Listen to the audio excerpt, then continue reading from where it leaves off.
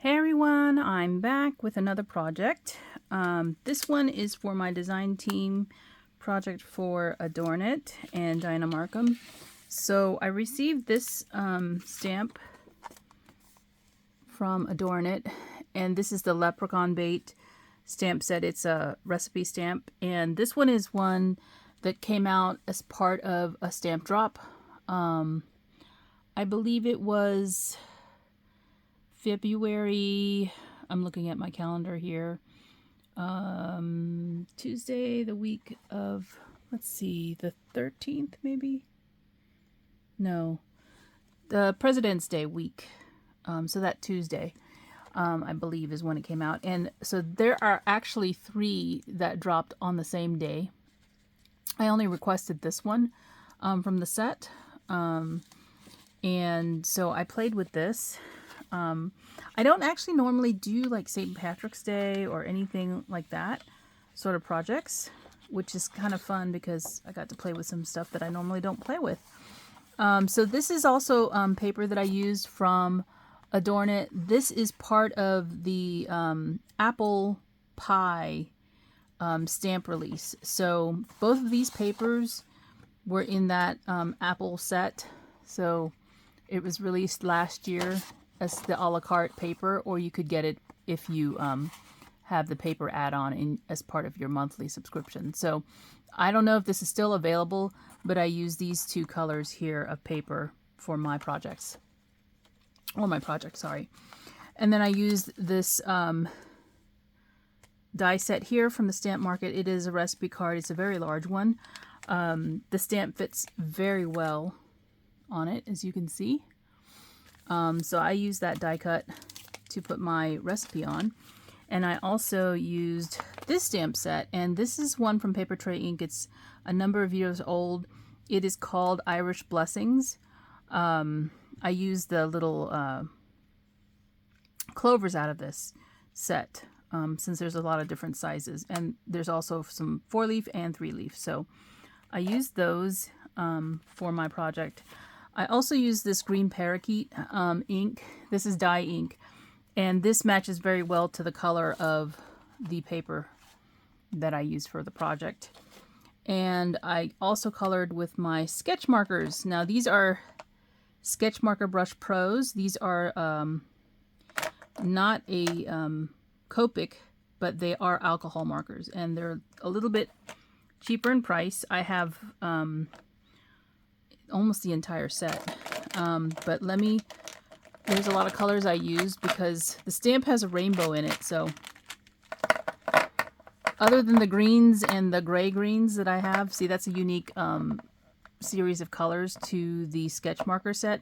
I chose to go with these instead of my Copics because there are more greens in the sketch marker set than there are in a Copic set.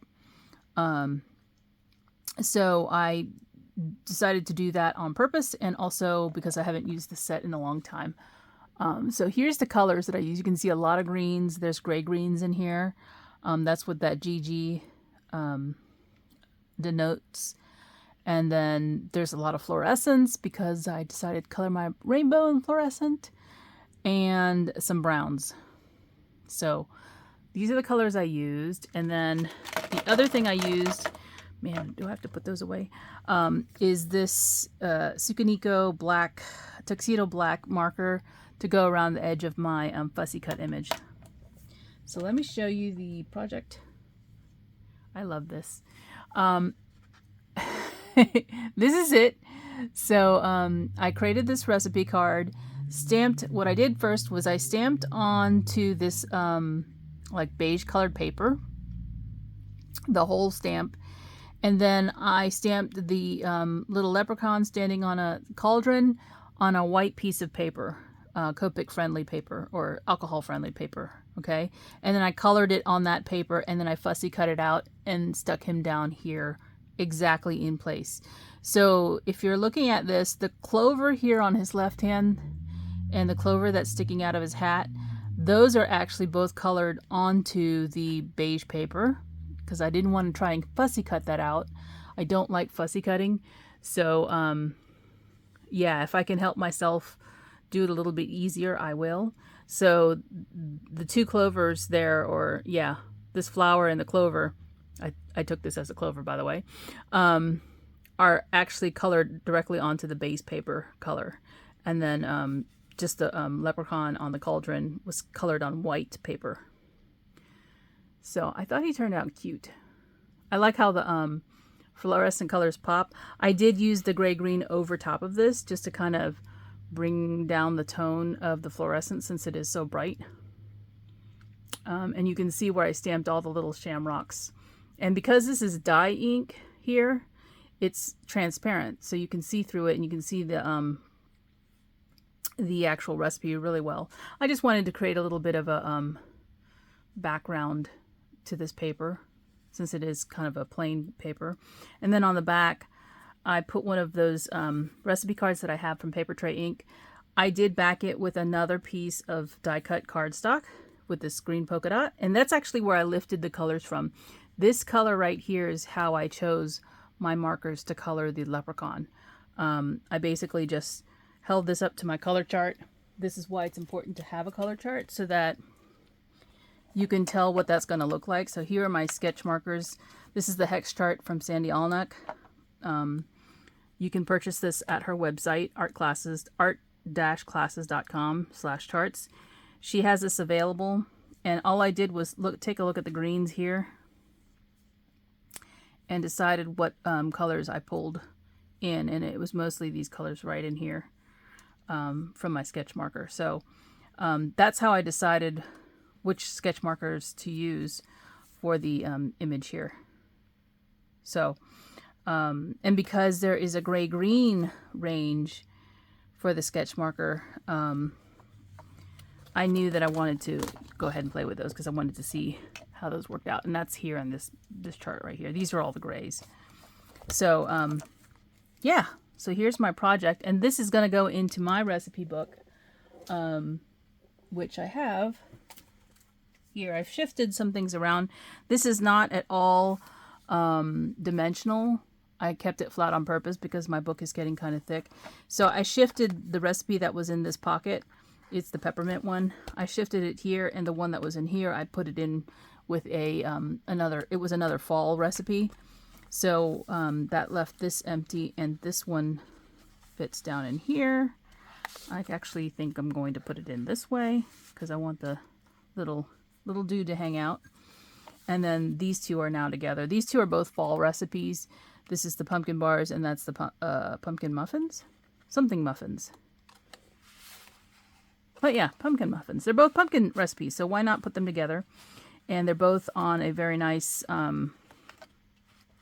coordinating background. So that's the other part of it, is I wanted to make sure that I put it together on a page that does coordinate well. I'm going to take that out. I'm having a hard time pushing it back in, and I don't want to force it. So it does fit because that's where I had it. And I kind of want them offset like that, so you can see that there's two. This little guy goes with the, it's the notes for the honeybee, honey bun cake. So yeah, that is my next recipe project for my book. And I need to do a couple more projects, I think, catching up with some things. And I'm having a lot of fun doing this. So my book, I'm trying to plan another book or another recipe thing because this is getting full. I'm trying to make it so that I can put all of this 2022 recipes and the 2023 recipe club towards the end, because I think there's two. Is there two more? I think there's two more for the monthly subscription, and it is a, let's see, there's carrot drop cake. Oh, actually, maybe there's three. There's carrot drop cake, or carrot drop cookies, and there, I know there's, homemade bread. That's another one. And then the third one is the cowboy beans. Those three are the ones that are upcoming for the stamp club. And then if they drop extra stamp drops for those months, then you'll have 6. Wow. So I think I can fit some more in here as long as I don't make it dimensional. and they should fit just fine in my book, because these rings were made to be really large. So I don't know if I'll do my next book with the rings, but I do have plenty of rings to use. I just don't know if they'll coordinate with what I'm planning on doing. So more to come on that idea. I'm really having a lot of fun, and I think somebody mentioned, you know, that I should gift this as an heirloom gift once, you know, I am no longer able to use it. And that is my plan. I actually plan to gift this to somebody in the family that I think might enjoy it. So anyway, that's my recipe book. If you want to see more of the pages in this book, I do have a playlist on my YouTube channel that has all of the pages and some of the initial part of how I built the book itself, how I created it, because this was all created by hand. None of it was purchased, you know, as is. So I really have enjoyed putting this together for you all, and I hope you've enjoyed seeing the videos for it. So that's it for now. Thanks for watching, and I'll talk to you soon. Bye.